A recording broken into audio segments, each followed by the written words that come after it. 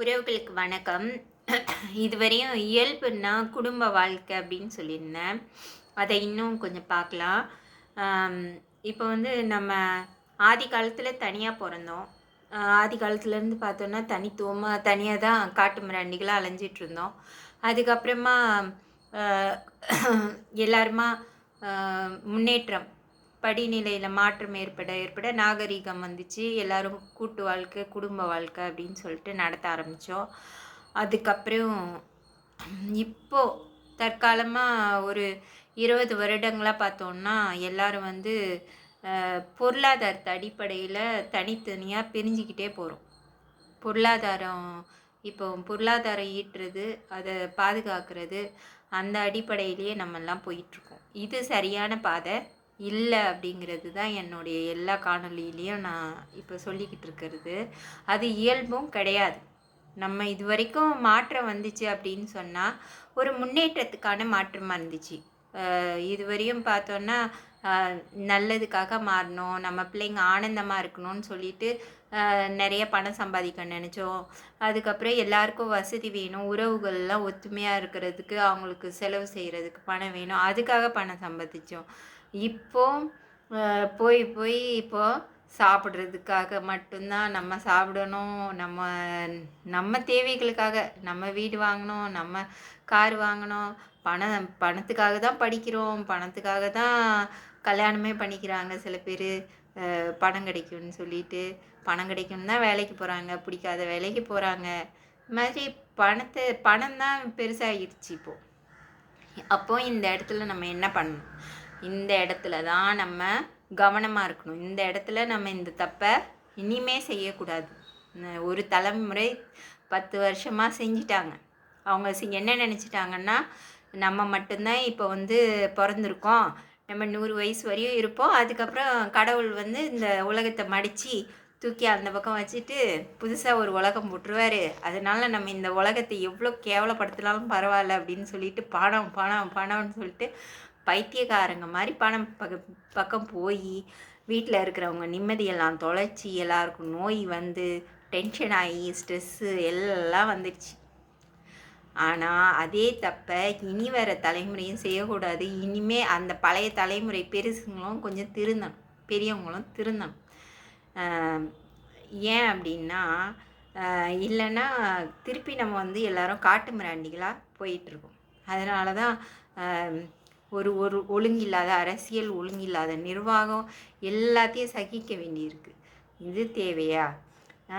அப்போ நம்ம என்ன பண்ணணும்? இயல்புக்கு திரும்பணும். கொஞ்சமாவது பணத்துக்காக எதையுமே ஒரு சின்ன விஷயத்த கூட செய்யாததை பார்த்துக்கணும். எது தேவையோ, பணம் சில விஷயங்களுக்கு தேவைன்னா அதுக்கு மட்டும் பணத்தை பேஸ் பண்ணி இது பண்ணணும். எல்லாத்துக்குமே பணத்தை அடிப்படையாக போடவே கூடாது. பைத்தியக்காரத்தனம் இல்லையா? எல்லாத்தையுமே பணத்தில் கட்டமைச்சு என்ன கண்டீங்க இவ்வளோ நாள் சொல்லுங்கள்? இந்த 10-20 வருஷமாக பணத்துக்கு அடிப்படையாக போட்டு போட்டு எல்லா இடத்துலையும் தேவையில்லாத தொழிற்சாலைகளையும் எல்லாத்தையும் நிறுவ விட்டுட்டு அவங்க எல்லாத்தையும் புவி சூழலையே சிதைச்சிக்கிட்டு இருக்காங்க. அதை கண்ணார பார்த்துக்கிட்டு இருக்கீங்க எல்லாரும் வேற. இனிமேற்கொண்டும் இதையே செய்யாமல் இனிமேலாவது கொஞ்சம் இயல்பு நிலைக்கு திரும்பணுங்கிறது தான் என்னோட கருத்து. அதை தான் செய்யணும், அதை செஞ்சே ஆகணும் கண்டிப்பாக. அது செய்வீங்கன்னு நினைக்கிறேன் நான். ஏன்னா நிறைய பேருக்கு வந்து இப்போது நாம் தமிழர் கட்சி வந்ததுக்கப்புறம் அவங்க பாதி நல்ல இது சொல்லிக்கிட்டு இருக்காங்க. அதே மாதிரி நம்ம இதில் செம்மை ஆசான் அவங்களும் நிறைய தெளிவு கொடுத்துருக்காங்க. அப்புறம் ஹீலர் பாஸ்கர் அவங்க சொல்லியிருக்காங்க. அந்த மாதிரி நிறைய ஆர்வலர்கள் வந்துட்டாங்க. அவங்க எல்லாம் வந்து சொல்லிக்கிட்டு தான் இருக்காங்க. இருந்தாலும் இன்னும் கொஞ்சம் நம்ம வேகமாகவே மாறணும் அப்படிங்கிறது தான் என்னோடய ஆசை. அதனால தான் நான் என்னோடய கருத்துக்களையும் சொல்லிக்கிட்டு இருக்கேன். இப்போ பார்த்திங்கன்னா குடும்பத்தில் வரும்போது அப்பவும் பணத்துக்காக நம்ம ஏன் பேசுகிறோம்? ஒரு உறவு சூழல்களுக்குள்ளே கூட பணத்துக்கு வச்சுக்கிட்டு அடிப்படையாக வச்சுட்டு நடக்கலாமா? எல்லாமே பணத்தை அடிப்படையாக வச்சு நடந்தால் என்ன? கொஞ்சமாக யோசிச்சு பாருங்கள். முந்தின காலத்தில் அப்படி பணத்தை வச்சுக்கிட்டா, பணத்தை அடிப்படையாக வச்சா ஒவ்வொரு செயலையுமே செஞ்சோம். சில விஷயங்களும் செய்வோம். சாப்பாட்டுக்கு, உணவு தேவைகளுக்கு, நம்ம பொருள் ஈட்ட வேண்டியதுக்கு மட்டும்தான் பொருளை பற்றி பேசுவோம். மற்றபடி ஒரு வேலை ஒரு குழந்தைய படிக்க வைக்கிறது, அதுக்கப்புறம் அந்த குழந்தைக்கான வேலையை முடிவு பண்ணுறது, இது எல்லாமே அந்த குழந்தைங்களோட ஆனந்தம். வருங்கால எதிர்காலம் ஒரு மரம் வச்சு நட்டால் கூட இது ஒரு 40 வருஷம் கழித்து எல்லாருக்கும் பயன்படும் அப்படின்ற ஒரு நல்ல எண்ணத்தை வச்சு தான். இப்போ வச்சா இந்த மரத்தை வச்சேன்னா என்ன இதில் எத்தனை ரூபா பணம் இதில் ஈட்ட முடியும்? இதுதான் பணம். இதையே இப்படியே போய்கிட்டே இருந்தோம்னா இது ஒரு சின்ன விஷயந்தான்.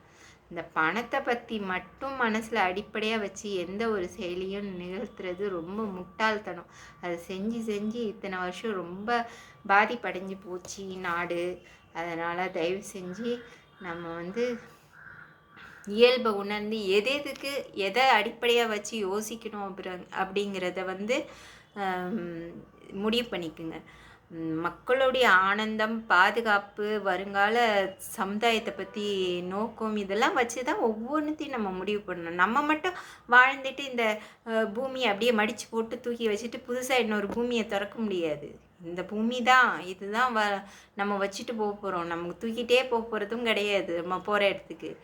அதனால் நம்ம பயன்படுத்திட்டு அடுத்தவங்களும் பயன்படுத்துகிற மாதிரி நல்ல முறையில் விட்டுட்டு போங்க தயவு செஞ்சு. அதனால் நம்ம இயல்பை நோக்கி கண்டிப்பாக திரும்பணும் அப்படின்னு கேட்குறேன். நன்றி, வணக்கம்.